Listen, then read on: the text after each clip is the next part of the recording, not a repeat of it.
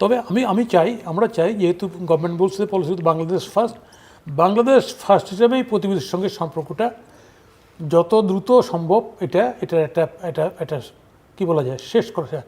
তারপরেও সমস্যা থাকবে, প্রতিনিয়ত আমাদেরকে সমস্যা ফেস করতে হবে।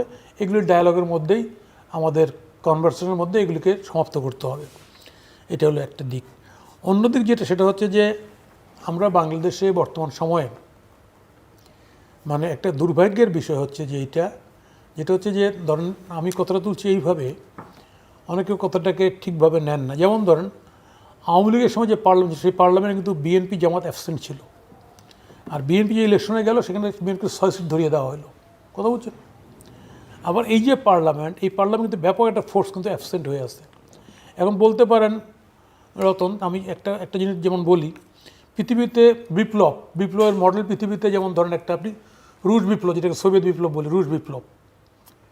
আর ইউরোপের যে বিপ্লব রেনেসা, সাম্যমূর্তি, স্বাধীনতা, ফ্রান্স রেভলিউশন, তাই না, সেটা গণতন্ত্রের জন্য লেজেসফেয়ার, আমাকে স্বাধীনভাবে থাকতে দাও, তাই না, সেটা আরেকটা বিপ্লব আছে পৃথিবীতে, যেটাকে প্রথম কেউ বলছিল ইসলামী বিপ্লব, অথবা এরপরে খমেনি বিপ্লব, অথবা শিয়া বিপ্লব, যেটা ইরান।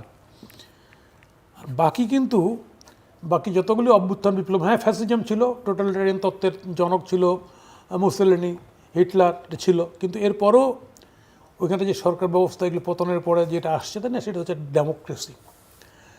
একটা হচ্ছে যে আমি এখানটায় বাংলাদেশে, আমি বর্তমান সরকারকে, আমি আমার বন্ধু বলি, ছোটো ভাই বলি, আমি রতন যেহেতু অ্যাক্টিভ ছিল, একটা হচ্ছে যে অভ্যুত্থানটা হলো এখানটায়, এটা কি কোনো খমেনির মতো বিপ্লব অথবা রুশ বিপ্লব মতো বিপ্লব কিনা? যেমন ধরুন ওখানে স্টালিনের অভিযোগ আছে 30 লাখ কুলাক যোদ্ধাকে হত্যা করে ফেলছিল সে, মারাত্মক। ইভেন কি মাও সেতুং কালচারাল রেভলিউশন নামে ইয়ংদের দিয়ে, তাই না, অনেক সিনিয়র, সেখানটাও ঘটনা, চীনের খবর তো বাইরে আসতে অনেক ঘটনা ঘটেছে, যেটা সমালোচনা এখনও আছে।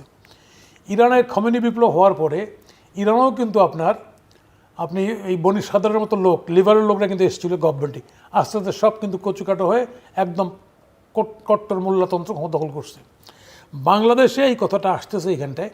এই যে আমি কি করলাম এখানটায় কি ককটেল ডেমোক্রেসি, ককটেল ডেমোক্রেসি কীরকম, মানে রেভলিউশনটা হলো, আন্দোলনটা হওয়ার পরে যে ফোর্সটাকে আমি পরাস্ত করলাম আন্দোলনের মধ্যে, সেই ফোর্সটাকে নির্বাচনের মধ্যে পরাস্ত করলে কিন্তু আমি একটা রাজনৈতিক জায়গা তৈরি করতে পারতাম। কিন্তু সেটা না করে এই যে ব্যান্ডের পলিসি, ব্যান্ড করে, নিষিদ্ধ করে, আমি কোন বিপ্লবটা সম্পন্ন করতে চাই এখানটায়? কি রুশ বিপ্লব, না খমেনি বিপ্লব, না আমি সাম্যমূর্তি, স্বাধীনতার যে স্লোগান, রেনেসার যে স্লোগান, সেটা? এই জায়গাটা ডিসাইড করতে হবে গভর্নমেন্ট যদি ডেমোক্রেসি মেন করে। আর যদি হ্যাঁ আপনি বলতে পারেন যে যুবকরা, নূতনরা অনেক কথা বলতেই পারে যুবকরা, ওদের এই কথা বলাই, এটা আমরা যুবক ছিলাম, আমরাও কথা বলেছি, কিন্তু বাট রিয়েলিটিটা কী, সেই রিয়েলিটিটা করেই কিন্তু আমাকে যে আন্দোলন গণ অভ্যুত্থানটা হয়ে গেলো বা বিপ্লব হয়ে গেলো, এই বিপ্লবের পরবর্তী কাজে ঠিক করতে হবে। আমি এখন গভর্নমেন্ট, আমাকে দায়িত্ব নিয়ে কাজটা করতে হবে। আমি একটা উদাহরণ দিই, ব্যাকে যাই যদি হিস্ট্রিক্যালি, দেখেন জিয়ার সময় অসংখ্য সমস্যা ছিল, অসংখ্য। এখানটায় আমাদের মতো বিভিন্ন বাহিনীর কাছে অস্ত্র ছিল, ওইদিকে কাদরিয়া বাহিনী ছিল, আপনি আর্মির মধ্যে অভ্যুত্থান ছিল। উনি লোকটা ক্ষমতায় নিয়ে তারা কত দ্রুত হানা ভোট করে, আমরা জেল থেকে ছাড়া পাচ্ছি দেখেন, হ্যাঁ দ্রুত হানা ভোট করে উনি একটা রাজনৈতিক ফর্মে ফেলে দিলেন, এবং সেখানটায় বাকশালও আওয়ামী লীগ ক্ষমতায় আসলো, বামপন্থী তোহা সাহেবও ঢুকলো, আওয়ামী লীগ মুসলিমকে ঢুকলো।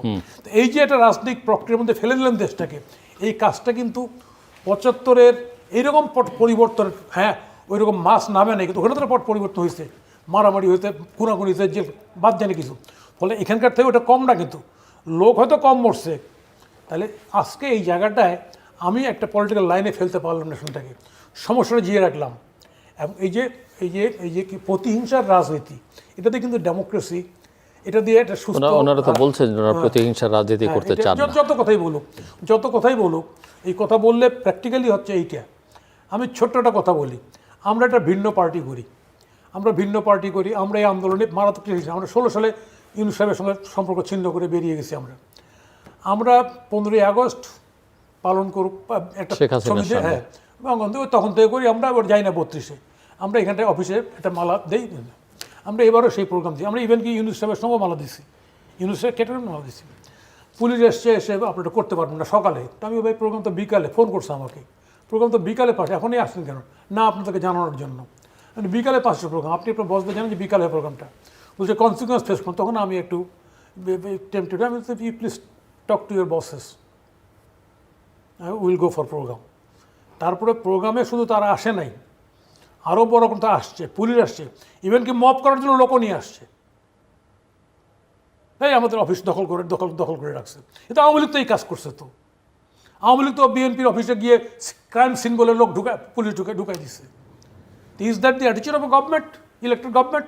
পরে করতে পারেননি না, করতে তো পারি না। শুধু না, আবার ভয় দেখাচ্ছে ওইখানটা, বলছে বাইরে কিন্তু লোক ঘোরাঘুরি করছে, নিয়ে আসছে না এখানে লোক, ওরা পুলিশ নিয়ে আসছে লোক। এই যে ছোট ঘটনা, কিন্তু যেখানটা গভর্নমেন্ট হাজারো সমস্যা, তার মধ্যে আরেকটা সমস্যা তৈরি কেন করতেছে? বুঝে হোক না বুঝে হোক করতেছে, অথবা বেশি অনুগত্য করতেছে। আমি সেই কারণেই বলছি এই বিষয়গুলি। এবং শুধু তাই না, টেনান্ট যিনি ভাড়াটে যাদের ভাড়াটে আমরা আছে, ওনাকে বলছে ওদের ভাড়া ক্যান্সেল করে দাও। তখন ফোন করছে প্রেসিডেন্ট আম্বিয়া ভাইকে, যে ভাই এরকম ভাড়া ক্যান্সেল করে দিতে বলতেছে, আপনার প্রোগ্রাম বন্ধ করেন। তা বলছে ঠিক আছে। সকালে তো আমি বলছি ঠিক আছে, প্রোগ্রাম করবো না। এই যে ঘটনাটা দেখেন, ভাড়া বন্ধ করে দাও, ওর জন্য প্রেশার করতেছে কমিশনার সাহেব। What is this?